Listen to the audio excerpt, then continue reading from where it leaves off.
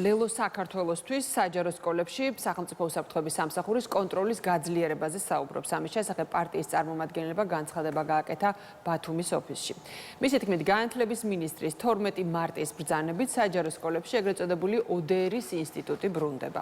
საქმე ეხება რესურს ცენტრების უფლებამოსილების გაზრდას, რომლის საფუძველზეც საგანმანათლებლო რესურს ცენტრების უფროსებს მიენიჭებათ უფლება მათ დაქვემდებარებულ სკოლებში დანიშნონ წარმომადგენელი ოფიცერი, რომელიც უზრუნველყოფს სკოლებში პერსონალური მონაცემების დაცვას.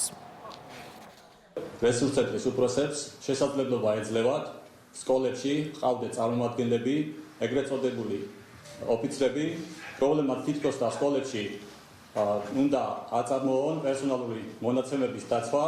რეალურად კი ამ ადამიანების მიზანია სკოლებში უფრო მეტი რეჟიმის გამყარება, სკოლების ასე ვთქვათ კონტროლში მოყვანა და მასწავლებლებისა და სკოლის დირექტორების პოლიტიკურ წნეხში მოქცევა.